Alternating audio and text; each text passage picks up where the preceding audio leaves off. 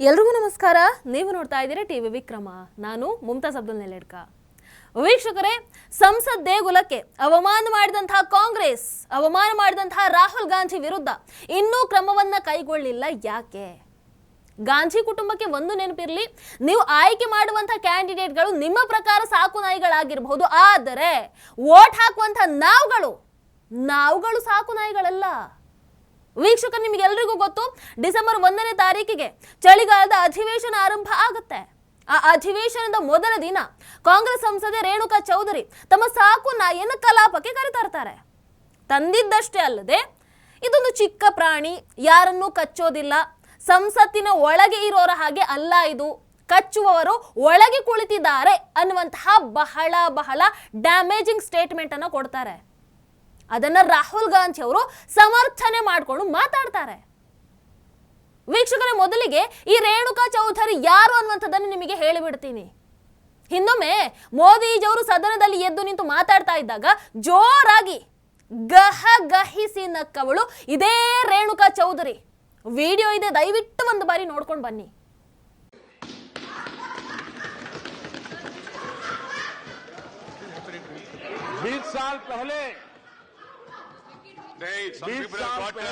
प्रधानमंत्री जी 1 मिनट. प्रधानमंत्री जी 1 minute. Now I would like to tell everyone, what happened to you? Now, if you have some problem, go to the doctor, please. Sit down. Sit down, Redika. Sit down. Sit down. This is not the way. I have to name you, please. Don't do that. अध्यक्ष जी, please. सभापति जी, रेणुका जी को आप कुछ मत कहिए. To the office and also to media, सभापति जी, not to report such a loose talk and unruly behavior, please. सभापति जी, मेरी आपको प्रार्थना है, रेणुका जी को कुछ मत कीजिए. रामायण सीरियल के बाद ऐसी हंसी सुनने का आज सौभाग्य मिला है.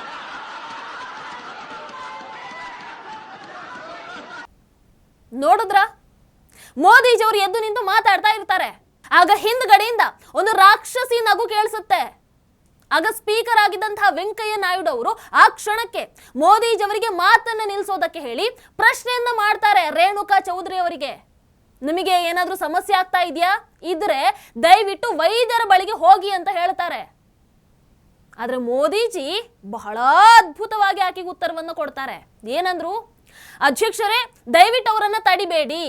ರಾಮಾಯಣದ ನಂತರ ನಾನು ಆ ನಗುವನ್ನ ಕೇಳ್ತಾ ಇರೋದು ಇದೇ ಮೊದಲು ಅಂತ ಹೇಳ್ತಾರೆ. ಮೋದಿಜಿ ಅವರಂತಲ್ಲ, ಅವರಿಗಿಂತ ಮೊದಲು ಕೂಡ ಅಟಲ್ ಬಿಹಾರಿ ವಾಜಪೇಯಿ ಅವರು ಇದ್ದಾಗಲೂ ಕೂಡ ಅವರ ಮಾತಿನ ನಡುವೆ ಅವರಿಗೆ ಅವಮಾನ ಆಗೋ ರೀತಿಯಲ್ಲಿ ನಡ್ಕೊಂಡಿದ್ದು ಕೂಡ ಇದೇ ರೇಣುಕಾ ಚೌಧರಿ ಅವರು. ವಿಡಿಯೋ ಇದೆ, ದಯವಿಟ್ಟು ನೋಡ್ಕೊಂಡು ಬನ್ನಿ. प्रधानमंत्री हूं तो कांग्रेस की कृपा से नहीं, और जब तक लोग मुझे चाहते हैं मैं रहूंगा. अध्यक्ष महोदय, मैं किसी के दबाव में काम नहीं करता. जब सोनिया जी राजनीति से कोसों दूर थी, तब से इस सदन में, इस संसद में मैं व्यवहार कर रहा हूं.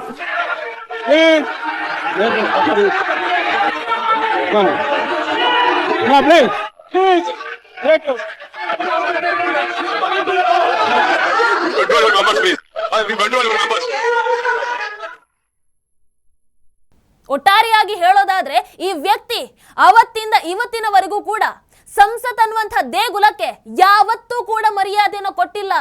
ಆ ಸಂಸತ್ತಿನ ಒಳಗಿರುವಂತವರಿಗೆ ಯಾರಿಗೂ ಕೂಡ ಮರ್ಯಾದೆಯನ್ನು ಕೊಟ್ಟಿಲ್ಲ. ಆ ದೇಗುಲದಲ್ಲಿ ಹೇಗೆ ಇರಬೇಕು ಅಂಡ್ ಈ ವ್ಯಕ್ತಿ ಹೇಗೆ ಇದ್ರು ನೋಡಿದ್ರಲ್ವಾ? ಈಗ ನೋಡಿದ್ರೆ ನಾಯಿ. ವೀಕ್ಷಕರ, ನಾಯಿ ಬಹಳ ಪ್ರಾಮಾಣಿಕ ಪ್ರಾಣಿ, ನಿಯತ್ತಿನ ಪ್ರಾಣಿ, ಒಪ್ಕೊಳ್ತೀವಿ, ನಮಗೂ ಕೂಡ ಗೌರವ ಇದೆ. ಆದರೆ ಅಂಬೇಡ್ಕರ್ ಜಿ ಅವರು ಬರೆದಂತಹ ಸಂವಿಧಾನದ ಪ್ರಜಾಪ್ರಭುತ್ವದ ದೇಗುಲಕ್ಕೆ ನಾಯಿಯನ್ನ ಕರೆತಂದಿದ್ದು ಎಷ್ಟು ಸರಿ? ಪ್ರಶ್ನೆ ಮಾಡಿದ್ರೆ ಅದೇ ಸಂಸತ್ ದೇಗುಲದ ಹೊರಗೆ ನಿಂತ್ಕೊಂಡು ನಾಯಿ ಹಾಗೆ ವರ್ತಿಸಿದ್ರಲ್ವಾ, ಅದು ಎಷ್ಟು ಸರಿ? ವೀಕ್ಷಕರು, ಇದಕ್ಕೂ ಮೊದಲು ರಾಹುಲ್ ಗಾಂಧಿ ಅವರ ನಾಯಿ ವಿಚಾರವನ್ನು ನಿಮಗೆ ಹೇಳಲೇಬೇಕು. ನಿಮಗೆ ಹಿಮಂತ ಬಿಸ್ವಾ ಶರ್ಮಾ ಯಾರು ಅಂತ ಗೊತ್ತಲ್ವಾ? ಅಫ್ಕೋರ್ಸ್ ಗೊತ್ತಿರುತ್ತೆ. ಬುಲ್ಡೋಸರ್ ಬಾಬು ಅವರ ನೆಕ್ಸ್ಟ್ ಬಹಳ ಪ್ರಚಲಿತದಲ್ಲಿರುವಂತಹ ಹೆಸರು ಅಂತ ಅಂದ್ರೆ ಅದು ಹಿಮಂತ ಬಿಸ್ವಾ ಶರ್ಮಾ. ಇವರು 2016ರ ಅಸ್ಸಾಂ ವಿಧಾನಸಭಾ ಚುನಾವಣೆಗೂ ಮುನ್ನ ಹಿಮಂತ ಬಿಸ್ವಾ ಶರ್ಮಾ ಅವರು ಕಾಂಗ್ರೆಸ್ ಪಕ್ಷದಲ್ಲಿ ಇದ್ದಂಥವ್ರು, ಕಾಂಗ್ರೆಸ್ನ ಭಾರಿ ದೊಡ್ಡ ಲೀಡರ್ ಆಗಿದ್ರು. ಅವರು ಆ ಸಂದರ್ಭದಲ್ಲಿ ಏನ್ ಮಾಡ್ತಾರೆ ಅಂತಂದ್ರೆ, ಅಸ್ಸಾಂನ ಸಮಸ್ಯೆಗಳ ಬಗ್ಗೆ ಚರ್ಚೆ ಮಾಡೋದಕ್ಕೆ ಅಂತ ರಾಹುಲ್ ಗಾಂಧಿ ಅವರನ್ನ ಭೇಟಿ ಮಾಡೋದಕ್ಕೆ ಹೋಗ್ತಾರೆ. ಆದ್ರೆ ರಾಹುಲ್ ಗಾಂಧಿ ಅವರು ಹಿಮಂತ ಬಿಸ್ವಾ ಶರ್ಮಾ ಅವರು ಬಂದಿರೋದು ಗೊತ್ತಿದ್ದರೂ ಕೂಡ ಕ್ಯಾರೆ ಅನ್ನದೆ ಸುಮಾರು ಅರ್ಧ ಗಂಟೆಗಳ ಕಾಲ ಹಿಮಂತ ಬಿಸ್ವಾ ಶರ್ಮಾ ಅವರ ಜೊತೆಗೆ ಮಾತಾಡದೆ ತಮ್ಮ ನಾಯಿ ಜೊತೆಗೆ ಆಟ ಆಡ್ತಾ ಇದ್ರು. ನಾಯಿಗೆ ಬಿಸ್ಕೆಟ್ ಹಾಕೋದ್ರಲ್ಲಿ ಬ್ಯುಸಿ ಇದ್ರು. ಅವತ್ತು ಅಸ್ಸಾಂನ ಮಾಜಿ ಸಿಎಂ ತರುಣ್ ಗೊಗೊಯ್ ಸೇರಿದ ಹಾಗೆ ಹಲವಾರು ಕಾಂಗ್ರೆಸ್ ನಾಯಕರು ಕೂಡ ಅದಾದ ನಂತರ ಬರ್ತಾರೆ. ಅಲ್ಲಿ ಇನ್ನೊಂದು ವಿಚಾರ ಆಗುತ್ತೆ. ಹಿಮಂತ ಬಿಸ್ವಾ ಶರ್ಮಾ ಸ್ವತಃ ಅವರೇ ಹೇಳಿರುವಂತಹ ಮಾತುಗಳು. ಅವರಿಗೂ ರಾಹುಲ್ ಗಾಂಧಿ ಅವರ ನಾಯಿಗೂ ಒಂದೇ ತಟ್ಟೆಯಲ್ಲಿ ಬಿಸ್ಕೆಟ್ ಅನ್ನು ಇಟ್ಟುಕೊಡ್ತಾರೆ. ನಾಯಿ ತಿಂದ ಪ್ಲೇಟ್ ಇಂದಾನೆ ಪಾಪ ನಾಯಕರು ಕೂಡ ತಿನ್ಬೇಕಿತ್ತು ಬಿಸ್ಕೆಟ್ ಅನ್ನ. ಅವತ್ತು ಆ ಮೀಟಿಂಗ್ ಅನ್ನು ಮುಗಿಸಿ ಬಂದಂತಹ ಹಿಮಂತ ಬಿಸ್ವಾ ಶರ್ಮಾ ಅವರು ಹೇಳಿದ್ದು ಒಂದೇ, ನಾನು ನಾಯಿಗಿಂತ ಕಡೆನಾ ಅಂತ. ಈಗ ಅದೇ ರೀತಿಯಲ್ಲಿ ನಾವು ಕೇಳ್ತಾ ಇದ್ದೀವಿ, ನಮ್ಮ ಪ್ರಜಾಪ್ರಭುತ್ವ ದೇಗುಲ, ನಮ್ಮ ಸಂಸತ್ತು ನಾಯಿಗಿಂತ ಕಡೆನಾ? ನಮ್ಮ ಪ್ರಜಾಪ್ರಭುತ್ವ ನಾಯಿಗಿಂತ ಕಡೆನಾ? ಅಲ್ಲಿ ಒಳಗೆ ಕೂತಿರುವಂತವರು ನಾಯಿಗಳ? ನಿಮ್ಮನ್ನ ಆಯ್ಕೆ ಮಾಡಿ ಕಳಿಸಿರುವಂತದ್ದು ಇನ್ನೊಬ್ಬರಿಗೆ ನಾಯಿ ಹೇಳಿ ಅಂತ ಅಲ್ಲ, ಅಥವಾ ನಾಯಿ ಹಿಡ್ಕೊಂಡು ಬಂದು ಅದ್ರ ಬಗ್ಗೆ ಚರ್ಚೆ ಮಾಡಿ ಅದ್ರ ಬಗ್ಗೆ ಸಮರ್ಥನೆ ಮಾಡ್ಕೊಳ್ಳಿ ಅಂತ ಅಲ್ಲ, ನಮ್ಮ ದೇಶದ ಬಗ್ಗೆ, ಈ ದೇಶದ ಜನರ ಸಮಸ್ಯೆಯನ್ನ ಬಗೆಹರಿಸಿ ಅಂತ. ಹೌದಾ ಅಲ್ವೋ? ನೀವುಗಳು ಏನ್ ಮಾಡ್ತಾ ಇದ್ದೀರಾ? ಅಲ್ಲಿ ನಿಮಿಷಕ್ಕೆ ನಮ್ಮ ತೆರಿಗೆ ಹಣ 2.5 ಲಕ್ಷ ಖರ್ಚು ಮಾಡ್ತಾ ಇದ್ದೀರಲ್ರಿ ಅಧಿವೇಶನದ ಹೆಸರಲ್ಲಿ. ಈ ರೀತಿಯಾಗಿ ವರ್ತಿಸೋದಕ್ಕ ಅಥವಾ ಈ ರೀತಿಯಾಗಿ ಚರ್ಚೆಯನ್ನು ಮಾಡೋದಕ್ಕ, ಸದನದ ಮರ್ಯಾದೆಯನ್ನು ತೆಗೆಯೋದಕ್ಕ? ವೀಕ್ಷಕರೇ, ಹಿಮಂತ ಬಿಸ್ವಾ ಶರ್ಮಾ ಅವರು ಅವತ್ತು ಹೇಳಿದ್ದು, ರೇಣುಕಾ ಚೌಧರಿ ಅವರ ನಡವಳಿಕೆ, ರಾಹುಲ್ ಗಾಂಧಿಯ ಸಮರ್ಥನೆ ಎಲ್ಲವೂ ಸಾರಿ ಸಾರಿ ಹೇಳ್ತಾ ಇದೆ. ಇವರು ತಮ್ಮ ಪಕ್ಷದಿಂದ ಯಾರನ್ನ ಆಯ್ಕೆ ಮಾಡಿ ಕಳಿಸ್ತಾರಲ್ವಾ, ಅವರೆಲ್ಲರನ್ನ ಸಾಕು ನಾಯಿಗಳ ತರಾನೇ ಟ್ರೀಟ್ ಮಾಡ್ತಾರೆ. ಮಲ್ಲಿಕಾರ್ಜುನ ಖರ್ಗೆ ಅವರನ್ನ ನೋಡಿಲ್ವಾ? ಅವರ ವಯಸ್ಸಿಗೆ, ಅವರ ಅನುಭವಕ್ಕೆ ಸ್ವಲ್ಪನಾದ್ರೂ ಮರ್ಯಾದೆಯನ್ನು ಕೊಡ್ತಾರೆ? ನೀವೇ ಹೇಳಿ. ಎಷ್ಟು ಉದಾಹರಣೆ ಬೇಕು? ಸ್ಟೇಜ್ ಮೇಲೆ ನಿಂತ್ರೆ ಸಾಕು ಅವಮಾನಗಳ ಮೇಲೆ ಅವಮಾನ ಮಾಡ್ತೀರಾ. ಗಾಂಧಿ ಕುಟುಂಬ ಕೂರದೆ ಮಲ್ಲಿಕಾರ್ಜುನ ಖರ್ಗೆ ಅವರು ಕೂರೋ ಹಾಗಿಲ್ಲ. ಅಟ್ಲೀಸ್ಟ್ ಅವರ ವಯಸ್ಸಿಗಾದ್ರೂ ಬೆಲೆ ಬೇಡವಾ? ಇನ್ನವತ್ತು ಪ್ರಿಯಾಂಕಾ ಗಾಂಧಿ ಅವರು ನಾಮಿನೇಷನ್ ಹಾಕೋದಕ್ಕೆ ಹೋಗ್ತಾರೆ. ಖರ್ಗೆ ಅವರನ್ನ ಎಲ್ಲಿ ನಿಲ್ಸಿದ್ರಿ? ಬಾಗಿಲ ಹೊರಗಡೆ ಹೇಗೆ ನೋಡ್ತಾ ಇದ್ರು? ಅದು ಅವರಿಗೆ ಕೊಡುವಂತಹ ಬೆಲೆ ಗಾಂಧಿ ಕುಟುಂಬ. ಇನ್ನು ಮಲ್ಲಿಕಾರ್ಜುನ ಖರ್ಗೆ ಅವರ ಹುಟ್ಟು ಹಬ್ಬಕ್ಕೆ ಕೆಟ್ಟದಾಗಿ ಒಂದು ಕೇಕ್ ಅನ್ನು ಮಾಡಿ ತರ್ತಾರೆ, ಅದನ್ನೇ ಕಟ್ ಮಾಡಿಸ್ತಾರೆ. ಮಲ್ಲಿಕಾರ್ಜುನ ಖರ್ಗೆ ಅವರ ಮುಖಭಾವ ಎಲ್ಲವನ್ನ ಹೇಳ್ತಾ ಇತ್ತು. ಎಲ್ಲ ಹೋಗ್ಲಿ, ಕೊನೆಗೆ ಮೊನ್ನೆ ನಮ್ಮ ಕರ್ನಾಟಕದಲ್ಲಿ ಸಿಎಂ ನಿರ್ಧಾರದ ಬಗ್ಗೆ ಮಲ್ಲಿಕಾರ್ಜುನ ಖರ್ಗೆ ಅವರನ್ನು ಕೇಳಿದಾಗ ಅವ್ರು ಏನ್ ಹೇಳ್ತಾರೆ?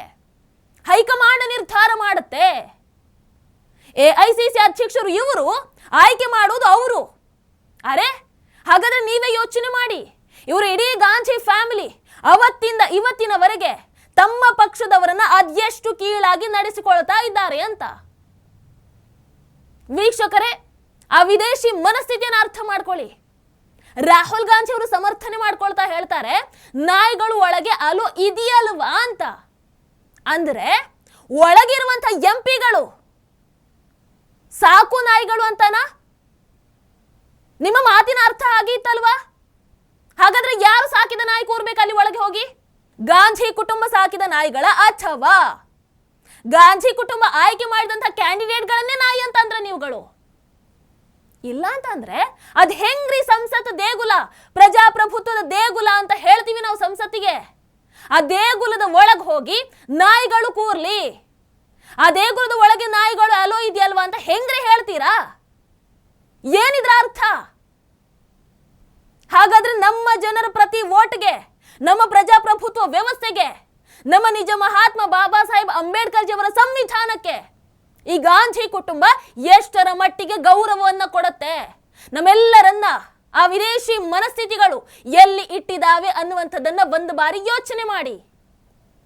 ವೀಕ್ಷಕರಿಗೆ ನೀವೇ ಹೇಳಿ, ರಾಹುಲ್ ಗಾಂಧಿ ಹೇಳಿದ ಹಾಗೆ ಕರ್ನಾಟಕ ವಿಧಾನಸೌಧದ ಒಳಗೆ ನಾಯಿ ಕರ್ಕೊಂಡು ಹೋದ್ರೆ ಹೋಗಬಹುದು, ಏನಾಗುತ್ತೆ, ಏನು ಸಮಸ್ಯೆ ಇಲ್ಲ ಅಂತ ಸಿದ್ದರಾಮಯ್ಯನವರು ಹೇಳಿದ್ರೆ ಅದು ಸರಿಯಾಗತ್ತಾ?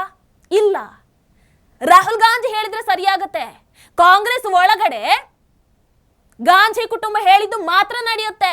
ಅಲ್ಲಿ ಗಾಂಧಿ ಕುಟುಂಬ ಏನ್ ಹೇಳುತ್ತೆ ಅದೇ ಸತ್ಯ, ಅವ್ರು ಏನ್ ಹೇಳ್ತಾರೆ ಅದೇ ಫೈನಲು. ರಾಹುಲ್ ಗಾಂಧಿ ಹೇಳಿದ ಹಾಗೆ ಈಗ ಸಂಸತ್ತಲ್ಲಿ ಆಗಿರಬಹುದು, ವಿಧಾನಸೌಧದಲ್ಲಿ ಆಗಿರಬಹುದು, ಎಂಪಿ ಎಂಎಲ್ಎಗಳು ಕೂರ್ಬೇಕಾ ಅಥವಾ ನಾಯಿಗಳು ಕೂರ್ಬೇಕಾ?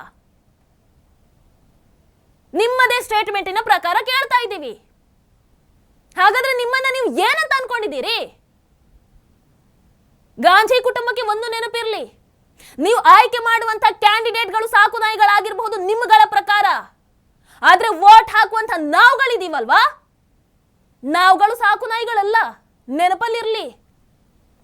ವೋಟ್ ಮಾಡುವಂತ ನಾವು ನಮ್ಮನ್ನ ಕೂಡ ನೀವು ಹಾಗೆ ಅಂತ ಅಂದುಕೊಂಡ್ರೆ, ಈಗಾಗಲೇ ಗೊತ್ತಲ್ವಾ, ನಿಮ್ಮನ್ನ ಇಡೀ ದೇಶದಲ್ಲಿ ನೆಲೆ ಇಲ್ಲದೆ ಓಡಾಡುವಂಥ ಪರಿಸ್ಥಿತಿ ಎದುರಾಗಿದೆ ನಿಮಗೆ. ಯಾರಿಂದ? ಇದೇ ಜನರಿಂದ. ನಮಗೆ ಸಾಕು ನಾಯಿ ಏನು, ಬೀದಿ ನಾಯಿ ಮೇಲೂ ಕೂಡ ಗೌರವ ಇದೆ. ಆದರೆ ನಾಯಿಗಿಂತ ಕಡೆಯಾಗಿ ನೋಡುವಂಥ ನಿಮಗಳನ್ನ ಎಲ್ಲಿ ಇಡಬೇಕನ್ನುವಂಥದ್ದು ಈ ಜನರಿಗೆ ಬಹಳ ಚೆನ್ನಾಗಿ ಗೊತ್ತು. ಹಾಗೆ ಮಾಡ್ತೀರಾ ಅಂತಂದ್ರೆ ನಿಮ್ಮ ಭವಿಷ್ಯ ಅದಕ್ಕಿಂತ ಕೆಟ್ಟದಾಗಿರುತ್ತೆ. ಮತದಾರರಿಗೆ ಆ ಶಕ್ತಿ ಇದೆ. ನಿಮ್ಮ ಪ್ರೀತಿಯ ಈ ದೇಶದ ಜನಜಿಗಳಿಗೂ ಕೂಡ ಆ ಶಕ್ತಿ ಇದೆ, ನೆನಪಲ್ಲಿರಲಿ. ನಮಸ್ಕಾರ. ಟಿವಿ ವಿಕ್ರಮ, ದೇಶ ನಿಮ್ಮ ಕೈಯಲ್ಲಿ. ಈ ಕಾರ್ಯಕ್ರಮ ನಿಮಗೆ ಇಷ್ಟ ಆಗಿದ್ದಲ್ಲಿ ಲೈಕ್, ಶೇರ್ ಹಾಗೂ ಕಮೆಂಟ್ ಮಾಡಿ. ಟಿವಿ ವಿಕ್ರಮದ ಕಾರ್ಯಕ್ರಮಗಳನ್ನು ನಿರಂತರವಾಗಿ ವೀಕ್ಷಿಸಲು ಸಬ್ಸ್ಕ್ರೈಬ್ ಮಾಡಿ, ಬೆಲ್ ಐಕನ್ ಒತ್ತಿ.